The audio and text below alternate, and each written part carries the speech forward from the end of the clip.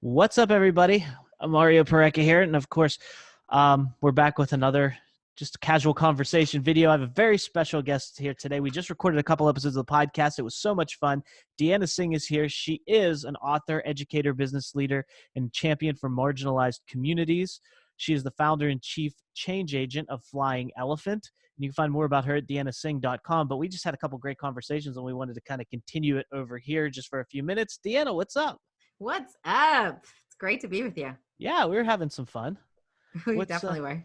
what's going on today for you? Like, you did the podcast, we did a couple episodes. Now we're doing this real quick. What else you have going on today? So I'm doing a couple of coaching calls today, get to meet with my team and really think about how we can provide some support to some of our leaders right now. And then I'm doing a ton of writing. That's cool. I was going to ask you, like, with this whole thing going on, like with the whole Mhm. COVID-19 thing, I know you used to speak a lot. You were, very active in the speaking world, and that kind of just shut down overnight. So what are you doing to fill the gaps from that? I'm sure it freed up a lot of time for you, but what are you doing to fill the speaking gaps?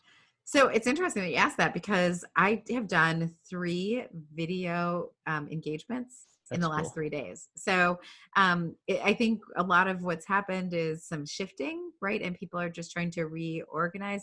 Definitely had a number of things that will be postponed until a later date. So we'll be looking forward to having those conversations. But the ones where we were able to do some virtual things have all moved to virtual. So yeah, I almost feel like I'm more busy right now because of just and I think also just big need for people who are in leadership roles who are really looking for, some extra guidance and help just navigating all this newness.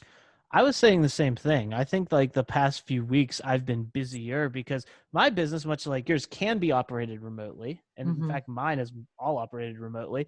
But what I noticed is when I'd send, I would always reach out to people who maybe would be on the podcast or we should just have a conversation.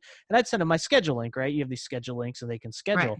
And typically what would happen is I would send them the schedule link and they would schedule for like next week because people's schedules are usually full for the current week. So they would schedule Right. for the following week, which is cool. And that's how the schedules would build. Now I notice when I send them my schedule link, they're on the calendar for tomorrow. And I'm like, whoa, it's just like speeding everything up. So I've Yes. actually been busier the past couple of weeks and I'm fine with that. I'll take it. I'm very grateful for it. But it's Right. amazing the way the world has kind of shifted. And for like entrepreneurs like you and I, it's kind of shifted in one way or another in this realm towards us, I would say. Right. I mean, when you have a lot of the systems that are already set up, you can provide a lot of the services. People already know that you've been operating this way. I mean, I just did a coaching call today with a leader who's like, how do I do this? Like, how do I help my team through this? How do I navigate this? We talked about it a little bit on the podcast, right? What are some of the tools that you can use to separate business and from your actual home and work time? And so these are all things that we've been practicing unknowingly, right? Like becoming experts in it. So yeah, that's where we are. And I was going to ask you from like a mindset perspective or from like an operations perspective, the way you attack things. Do you think that once this is all cleared up and over, whether it be in a month, 2 months, 3 months, however longer, people go right back to how things were before? Or do you think people should have the mindset shift of, okay, I'm operating this way now. What's good about this? How can I retain this for what I currently do? And then create a new normal moving forward? Oh, I absolutely think that people should and hopefully will be creating a new normal based off of what's happening here.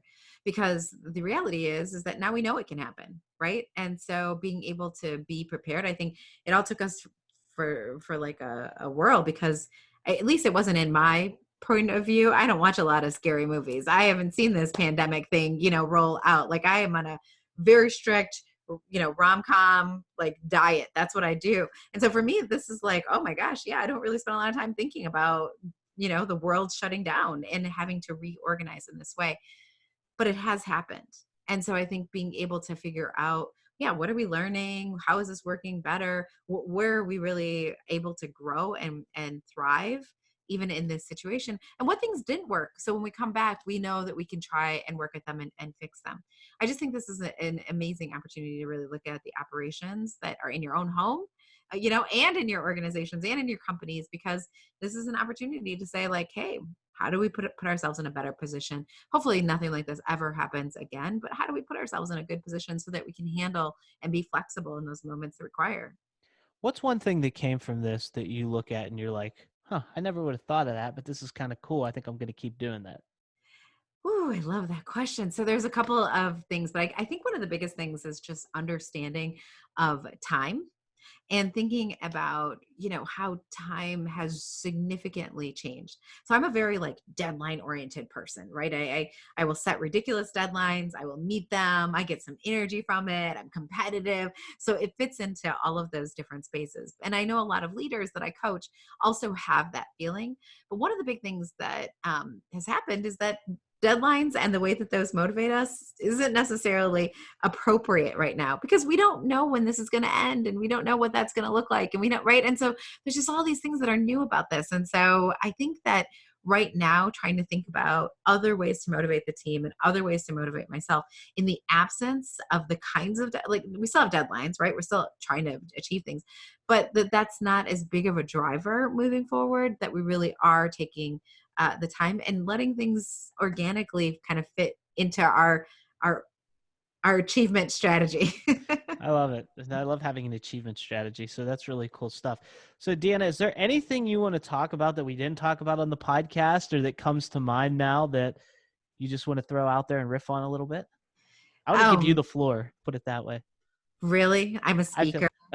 You want to give me the I floor? feel How like much I've been time do you controlling this too have? much. I've been controlling this too. I've been asking questions and now I just want to turn the control over to you for a few minutes. Well, what I would just say is that I think that this is a moment for us to really look at our own leadership skills. I think that, I was talking to a group the other day and I said, this, and I don't mean to belittle what's going on. It's very serious. It's very scary. It's very like sad. There's lots of things that are happening that are different. But one of the things that I think is really interesting is that, this is kind of like a moment where we're going to get to the other end of this and we're going to have an opportunity to reflect back. And my question is like, when you reflect back, are you going to be proud of how you use this time? Right? How often have you been like, oh, I can't do that because I don't have enough time. Oh, I can't do that because I just don't have enough. But now you have an abundance of time. And so are you going to get to the other end of this and say, you know what, with that abundance of time, I did something that I'm really proud of. I did something to grow. I did something to help or serve out somebody else. Like, what are you going to be able to say about that? And are you going to be proud? It's a great question. I love that. Thinking of, because a lot of people, I think at the beginning of this, from what I could tell from social media, treated it like a mini vacation, which Right. rightfully so. I mean, if you're someone who works a lot, whatever. I mean, I, we talked about on the podcast the blurring of lines for entrepreneurs between professional and business things and family. So for me, everything just continued on as normal because I work from home anyway. So I could see the adjustment period for people. And so that was it. I think that a lot of people use it as a mini vacation. I hope that now, as the new normal sets in, they're able to get really productive and actually, use the time, as you said, to accomplish things and have that Yeah. achievement that they desire. What do you want to learn? What do you want That's to it. read? What do Go you want to get it. build? What do you want to, right? Like, what Yeah, do you want to challenge yourself? Write your purpose. for sure. Do all those things. So yeah, Yeah. this is the time. Well, thank you so much for being here, for doing the podcast, and now having this little casual conversation. I really Sure. appreciate it. We've had so much fun. So just keep an eye out for the podcast when it drops. DeannaSingh.com is your website, so people can connect with you there. And I'm looking forward to picking up the conversation soon. Awesome. Nice to see you. Looking forward to meeting your listeners.